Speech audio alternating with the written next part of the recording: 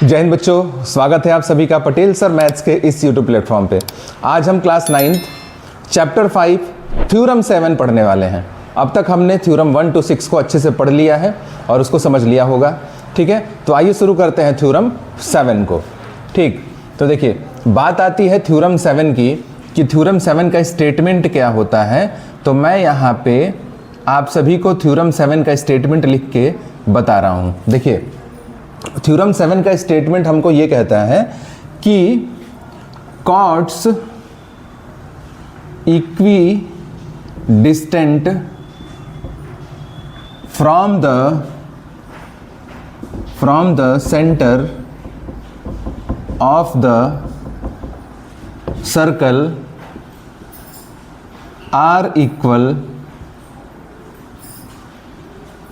Equal in length.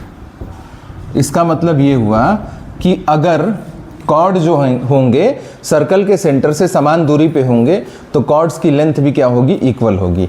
ठीक, अगर मैं इसका फिगर बनाऊं तो उसका फिगर कुछ इस प्रकार से हम बना सकते हैं। यहाँ पे मैंने एक सर्कल बना लिया, इस सर्कल का सेंटर मैं यहाँ पे O ले रहा हूँ और यहाँ पे दो कॉर्ड्स मैं ले रहा हूँ। ठीक है, पहले वाले कॉर्ड्स इसका मैं नाम दे रहा हूँ AB। ठीक है, और इस वाले कॉर्ड्स का मैं नाम दे रहा हूँ PQ। ठीक है, अब ये थ्योरम हमसे ये कहता है कि ये दोनों ही कॉर्ड्स सर्कल के सेंटर से इक्वल डिस्टेंस पे हैं। ठीक है, तो ये डिस्टेंस इक्वल होगा, इस पॉइंट को मैं मान ले रहा हूँ C, और यहाँ से ये डिस्टेंस इक्वल होगा, इस पॉइंट को मैं मान ले रहा हूँ R। मतलब ये थ्योरम हमसे ये कहता है कि सेंटर से ये डिस्टेंस और सेंटर से ये डिस्टेंस, दोनों ही डिस्टेंस क्या है, इक्वल है। ठीक है, तो ये कॉर्ड्स की जो लेंथ होगी AB की और इस कॉर्ड्स की जो लेंथ होगी PQ की, ये भी क्या होगी, इक्वल होगी, ये भी क्या होगी, समान होगी। ठीक है, तो अब अगर मैं इसमें आपसे पूछूं कि इसमें हमको गिवन क्या दिया गया है, तो इसमें हमको गिवन जो सबसे पहली चीज़ मैं लिख सकता हूं कि गिवन हमको क्या दिया है। तो हमको गिवन दिया है OC is equals to OR, OC is equals to OR। ठीक है, हमको प्रूव क्या करना है इसमें, तो हमको प्रूव करना है इसमें, हमको प्रूव करना है AB is equals to PQ, AB is equals to PQ, ये बात हमको प्रूव करना है। अब हम आते हैं प्रूफ पे कि इसको हम प्रूव कैसे करेंगे। ठीक है, तो देखिए प्रूव करने से पहले मैं एक चीज़ आपको बताना चाहता हूं कि हमने थ्योरम 5 में एक चीज़ पढ़ी थी कि सर्कल के सेंटर से अगर मैं कॉर्ड पे परपेंडिकुलर ड्रॉ कर रहा हूं तो वो कॉर्ड को दो बराबर भागों में क्या करता है, डिवाइड करता है। ठीक है, तो मैंने सर्कल के सेंटर से इस कॉर्ड पे एक परपेंडिकुलर लाइन ड्रॉ कर दिया। ठीक है, और यहाँ से भी सर्कल के सेंटर से इस कॉर्ड पे एक परपेंडिकुलर लाइन ड्रॉ कर दिया।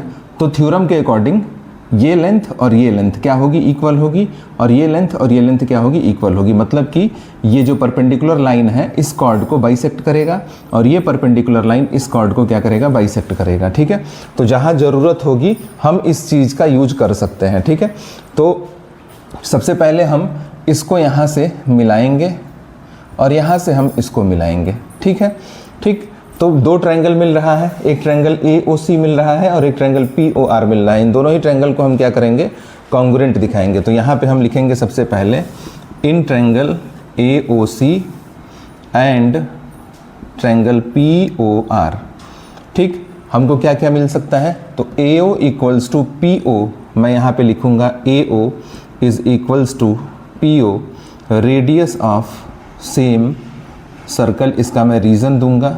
ठीक है, फिर दूसरी बात मैं यहाँ पे लिख सकता हूँ OC is equals to OR, OC is equals to OR, और ये चीज़ हमको गिवन में दिया गया है।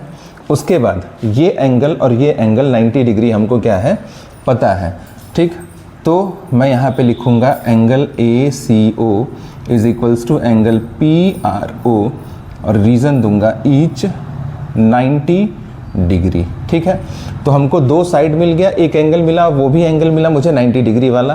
तो यहाँ पे मैं देख के बता सकता हूँ कि 90 डिग्री उसके सामने हाइपोटेनस साइड और एक ये कोई दूसरी साइड हमको मिली है। तो हम RHS क्राइटेरिया से इस वाले ट्रायंगल और इस वाले ट्रायंगल को कॉन्ग्रुएंट दिखा सकते हैं। तो हम इसका नाम लिखेंगे, so triangle AOC is congruent to triangle. अब AO किसके इक्वल है, PO के, तो यहाँ लिखूंगा मैं PO फिर R बाई RHS।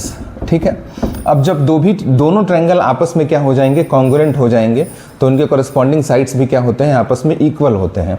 ठीक है, तो मैं यहाँ पे क्या लिख सकता हूँ, मैं यहाँ पे लिख सकता हूँ AC is equals to PR, AC is equals to PR। तो मैं यहाँ पे लिख दूंगा AC is equals to PR by CP/CT। ठीक है, अब एक बात आपको यहाँ पे ध्यान देना होगा कि हमको तो प्रूव करना है यहाँ पे AB इक्वल्स टू PQ, लेकिन हमने क्या लेके आया, AC इक्वल्स टू PR। तो AC इक्वल्स टू PR तो हमको प्रूव करना है नहीं। ठीक है, तो अब हम यहाँ पे एक चीज़ लिखेंगे, एक बात हम यहाँ पे ये लिख सकते हैं कि we know that perpendicular line drawn from the center of circle to the chord bisect the chord। हमको पता है कि सर्कल के सेंटर से कॉर्ड पे परपेंडिकुलर लाइन अगर हम ड्रॉ कर रहे हैं तो वो कॉर्ड को क्या करता है, बाइसेक्ट करता है। ठीक है, अब यहाँ पे देखिएगा ध्यान से, यहाँ पे कह सकता हूँ कि AC equals to BC, AC is equals to BC and यही बात जो यहाँ पे लागू होती है, यही बात यहाँ पे भी लागू होती है। तो PR equals to QR, PR is equals to QR। यहाँ पे AC इक्वल्स टू PR जो आया है, मैं क्या करूँगा कि इसमें 2 से मल्टीप्लाई कर दूंगा। तो अगर मैं 2 से मल्टीप्लाई करूँगा तो यहाँ पे क्या होगा, 2AC is equals to 2PR। अब इस 2AC को मैं AC प्लस AC लिख सकता हूँ और इस 2PR को मैं PR प्लस PR लिख सकता हूँ। अभी मैंने बताया है कि AC किसके इक्वल है, BC के, तो यहाँ पे मैं लिख दूंगा AC प्लस इस AC की जगह पे BC लिख दूंगा और यहाँ होगा PR प्लस इस PR के जगह पे मैं QR लिख सकता हूँ। ठीक है, अब आप देखिएगा ध्यान से, AC प्लस BC किसके इक्वल है, AC प्लस BC AB के इक्वल है, तो इसके जगह पे मैं AB लिख दूंगा इसके जगह पे, और PR प्लस QR के जगह पे मैं PQ लिख दूंगा। और यही बात हमको क्या करनी थी, प्रूव करनी थी, और हमने इसको क्या कर दिया है, प्रूव कर दिया है। ठीक है, आशा करता हूँ ये थ्योरम आपको अच्छे से समझ में आया हो। मैं आपकी जानकारी के लिए ये बता देना चाहता हूँ कि अब तक मैंने अपने चैनल पे क्लास 9th चैप्टर 5 के टोटल 7 थ्योरम्स को पढ़ा दिया है। ठीक है, आज हम लोगों ने 7वां थ्योरम पढ़ा और इससे पहले हम लोगों ने 1 to 6 थ्योरम को पढ़ लिया है और उसकी प्रूविंग को अच्छे से देख लिया है। ठीक है, तो आइए फटाफट हम थ्योरम नंबर 1 से लेके थ्योरम नंबर 7 का रिवीजन कर लेते हैं। ठीक है, थ्योरम 1 क्या कहता है, थ्योरम 1 ये कहता है कि there is a unique circle passing through 3 non collinear points. Theorem 2 क्या कहता है, equal chords of circle subtend equal angle at the centre. Theorem 3 क्या कहता है, chords subtended equal angle at the centre are equal in length. Theorem 4 क्या कहता है, line joining centre of the circle to the mid point of the chord perpendicular to the chord. Theorem 5 क्या कहता है, theorem 5 ये कहता है कि perpendicular line drawn from the centre of the circle to the chord bisect the chord. अगर मैं circle के सेंटर से कॉर्ड पे परपेंडिकुलर लाइन ड्रॉ कर रहा हूं तो वो कॉर्ड को 2 बराबर भागों में बांटती है।